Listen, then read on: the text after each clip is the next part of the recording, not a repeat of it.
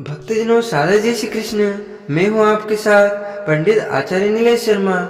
आज आप सब जानेंगे वर्ष 2025 फाल्गुन मास कृष्ण पक्ष में विजया एकादशी का व्रत कब धारण किया जा रहा है। तो जानेंगे व्रत के शुभ मुहूर्त के बारे में, पारणा कब और किस चीज से किया जाएगा, इस दिन भगवान को विशेष करके किस वस्तु का भोग लगाएं, इस दिन क्या करे क्या ना करे।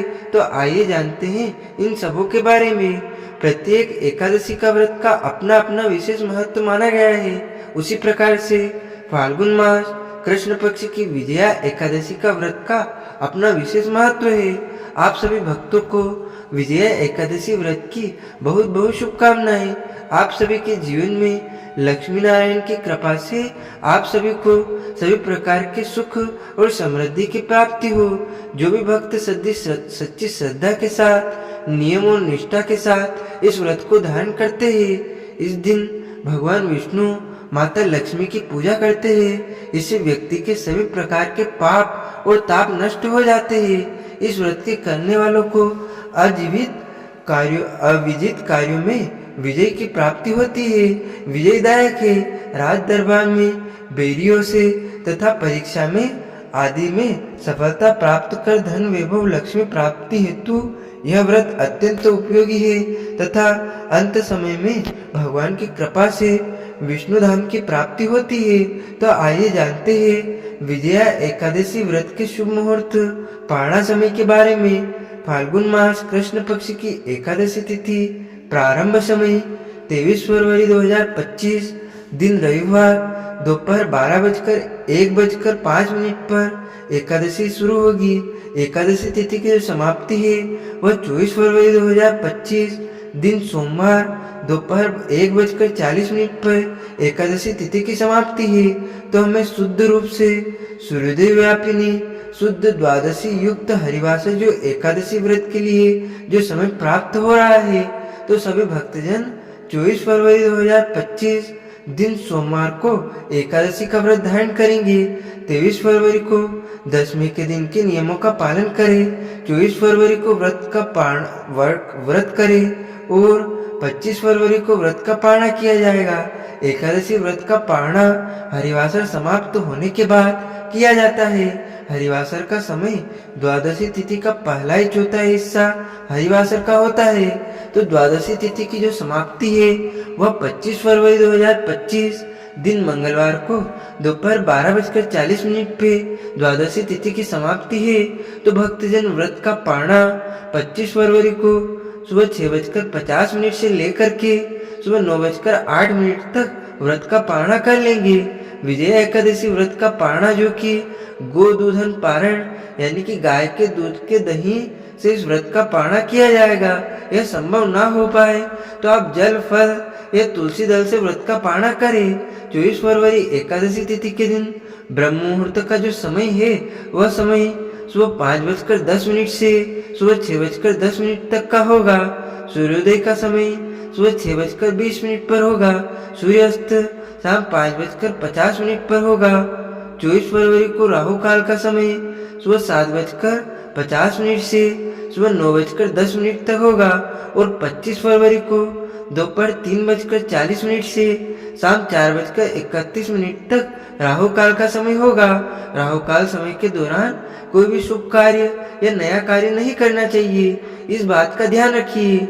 24 फरवरी को नक्षत्र होगा जो कि पूर्वा आषाढ़ा होगा शाम 6:59 तक। उसके बाद उत्तरा आषाढ़ा नक्षत्र होगा। योग होगा जो कि सिद्धि योग होगा सुबह 10:50 तक। उसके बाद व्यातिपाद योग होगा और पारणा के दिन 25 फरवरी को त्रिपुष्कर योग बन रहा है जो कि सुबह 6:50 से रात्रि 12:47 तक होगा, जो कि बड़ा ही अच्छा योग बन रहा है। जो भी व्रती है उन्हें व्रत के लिए दशमी के दिन से ही व्रत में नियमों का पालन करना चाहिए। दशमी तिथि के दिन शुद्ध और सात्विक आहार ग्रहण करना चाहिए। तामसिक वस्तुओं का, नशीले पदार्थों का सेवन बिल्कुल भी नहीं करना चाहिए। और दशमी तिथि के दिन पूजन के उद्देश्य से स्वर्ण, चांदी, तांबे या मिट्टी के घड़े को जल से भरकर उसमें पंच पल्लव रख करके वेदी पर स्थापित करे, यानी कि कलश की स्थापना करे। उसके नीचे 7 प्रकार के अनाज जो कि सप्त धान्य रखे और फिर उसके ऊपर भगवान नारायण की प्रतिमा जो कि स्वर्ण, तांबा या पीतल आदि की किसी धातु की प्रतिमा रखे। और एकादशी तिथि के दिन जो कि सुबह ब्रह्म मुहूर्त में उठ करके नित्य क्रियाओं से निवृत्त होकर के स्नान आदि करके भगवान सूर्यदेव को अर्घ्य प्रदान करे और फिर व्रती को व्रत का संकल्प लेना चाहिए। आज मैं फाल्गुन मास कृष्ण पक्ष की विजया एकादशी व्रत धारण करने जा रहा हूँ या करने जा रही हूँ। इस प्रकार से भगवान से प्रार्थना करें कि यह व्रत निर्विघ्न मेरा पूर्ण हो और हमें पुण्य फल की प्राप्ति हो। इस प्रकार से भगवान से प्रार्थना करें और एकादशी तिथि के दिन रात्रि उपवास रहते हुए व्रत धारण करें। और पारणा यदि पूरे विधि विधान के साथ में आप धारण करना चाहते हैं तो अगले वीडियो में हम आपको पूरे विधि विधान के साथ में बोलकर सुनाएंगे, उसको आप अवश्य सुने। इसके लिए हमारे चैनल को सब्सक्राइब करें। जो भक्तजन दोनों समय में उपवास नहीं रह पाते हैं या एक टाइम उपवास करते हैं तो जिनका स्वास्थ्य सही ना हो तो आप एक समय फलाहार ग्रहण करके व्रत को धारण करें। और जो अपने भगवान की प्रतिमा को स्थापित की है उनका विधिवत जो कि गंध, पुष्प, धूप, दीप आदि से उनका पूजन करके जहाँ तक हो सके उसी कलश के सामने बैठ करके दिन रात्रि भगवान का पूजन, आरती, भजन, कीर्तन आदि करते हुए एकादशी के दिन आपको रात्रि को व्यतीत करना चाहिए। और द्वादशी की सुबह नित्य क्रियाओं से निवृत्त होकर के स्नान आदि करके शुद्ध वस्त्र धारण करके अगर आपके पास नदी, तालाब आदि हो तो वहां पर जाकर के कलश को ले जाकर के विधिवत उसका पूजन करके उस कुंभ का, उस कलश का जो कि और भगवान की प्रतिमा का ब्राह्मणों को दान करना चाहिए, ब्राह्मण को दान करना चाहिए। और कलश भी आप ब्राह्मण को दान कर सकते हैं। इसके बाद ब्राह्मणों को भोजन करवा करके दान दक्षिणा दे करके उनसे आशीर्वाद प्राप्त करना चाहिए और भगवान को व्रत अर्पण करना चाहिए और समय के अनुसार व्रत का पारणा करना चाहिए। इस प्रकार व्रत को धारण करने से जो कि भगवान विष्णु अपने भक्तों पर अति प्रसन्न होते हैं। इस दिन भगवान को विशेष प्रकार से जो कि सिंगाड़े फल का भोग लगाना चाहिए और उसे प्रसाद के रूप में ग्रहण भी करना चाहिए। जब भी भगवान को भोग लगाते हैं तो तुलसी दल डाल करके ही भगवान को भोग लगाए।